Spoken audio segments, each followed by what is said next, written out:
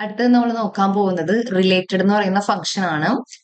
Returns related values in each row of A table based on relationships with other tables. അതായത് related എന്ന് ഉദ്ദേശിക്കുന്നത് ഇപ്പം ഇവിടെ ഒരു എക്സാമ്പിൾ പറഞ്ഞിട്ടുണ്ട്. പ്രൊഡക്റ്റ് ലുക്കപ്പ് എന്ന് പറയുന്ന ടേബിളുണ്ട്, ടെറിട്ടറി ലുക്കപ്പ് എന്ന് പറയുന്ന ടേബിളുണ്ട്. അപ്പം പ്രൊഡക്റ്റ് ലുക്കപ്പ് എന്ന് പറയുന്ന ടേബിളിലേക്ക് ടെറിട്ടറി ലുക്കപ്പിലെ ഏതെങ്കിലും ഒരു കോളം ആഡ് ചെയ്യാം. അപ്പം അത് തമ്മിൽ എന്താ ഓൾറെഡി ഒരു റിലേഷൻഷിപ്പ് നമ്മൾ മോഡൽ വ്യൂവിൽ ചെന്നിട്ട് ക്രിയേറ്റ് ചെയ്തിട്ടുണ്ടാവും. ഓക്കെ, അത് ക്രിയേറ്റ് ചെയ്താലാണ് നമുക്കിവിടെ ചെയ്യാൻ പറ്റുള്ളൂ. അതായത് ഒരു ടേബിളിലേക്ക് വേറൊരു ടേബിളിൽ നിന്ന് കോളത്തിനെ ആഡ് ചെയ്യാം. നമ്മൾ മെർജ് ചെയ്തല്ലോ, ബാക്ക് എൻഡിൽ മെർജ് ചെയ്ത പോലെയാണ് ഇവിടെ റിലേറ്റഡ് ഉദ്ദേശിക്കുന്നത്. The column from a related table containing the values you want to retrieve. Okay, അപ്പം റിലേറ്റഡ് എന്ന് പറയുന്നത് ഇപ്പം നമ്മൾ നിൽക്കുന്ന ഒരു ടേബിളിലേക്ക് വേറൊരു ടേബിളിലെ വാല്യൂവിനെ ആഡ് ചെയ്യാം.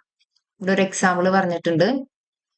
സെയിൽസ് ഡാറ്റ എന്ന് പറയുന്ന ടേബിള്, സെയിൽസ് ഡാറ്റ എന്ന് പറയുന്ന ടേബിളിലേക്ക് നമ്മൾ പുതിയൊരു കോളം ആഡ് ചെയ്യാൻ പോവാണ്.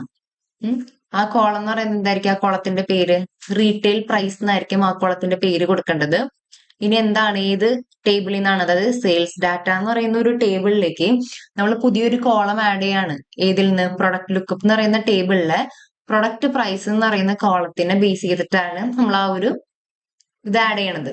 ഓക്കെ, അപ്പൊ ഇവിടെ റിലേറ്റഡ് എന്തുകൊണ്ടാണ് യൂസ് ചെയ്തത്?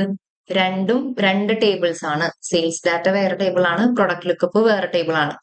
സെയിൽസ് ഡാറ്റ എന്ന് പറയുന്ന ഒരു ടേബിളിലേക്കാണ് നമ്മൾ ഈ പ്രൊഡക്റ്റ് ലുക്കപ്പിലെ ഒരു കോളം ആഡ് ചെയ്യുന്നത്. അതുകൊണ്ടാണ് ഇവിടെ റിലേറ്റഡ് യൂസ് ചെയ്തിരിക്കുന്നത്.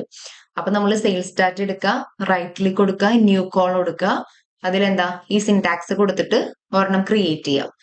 നെക്സ്റ്റ് നമ്മളോട് പറഞ്ഞിരിക്കുന്നത് റവന്യൂ കണ്ടുപിടിക്കാനാണ്. റവന്യൂ കണ്ടുപിടിക്കാൻ നമ്മളുടെ റീറ്റെയിൽ പ്രൈസും ഓർഡർ ക്വാണ്ടിറ്റിയും തമ്മിൽ മൾട്ടിപ്പിൾ ചെയ്താൽ നമുക്ക് റവന്യൂ കിട്ടും. അപ്പൊ ഏതിൽ നിന്നാണ് അത് കണ്ടുപിടിക്കേണ്ടത്? സെയിൽസ് ഡാറ്റയിൽ റീറ്റെയിൽ പ്രൈസും ഓർഡർ ക്വാണ്ടിറ്റിയും കിടക്കുന്നുണ്ട്, അത് തമ്മിൽ മൾട്ടിപ്പിൾ ചെയ്യുക, റവന്യൂ കണ്ടുപിടിക്കുക. ഇതും സെയിം സെയിൽസ് ഡാറ്റയിൽ തന്നെ ന്യൂ കോൾ കൊടുക്കുക, റവന്യൂ കണ്ടുപിടിക്കുക സിന്റാക്സ് യൂസ് ചെയ്തിട്ട്. അപ്പൊ അത് ന്യൂ കോൾ എടുത്തിട്ട് ചെയ്ത് നോക്കാം.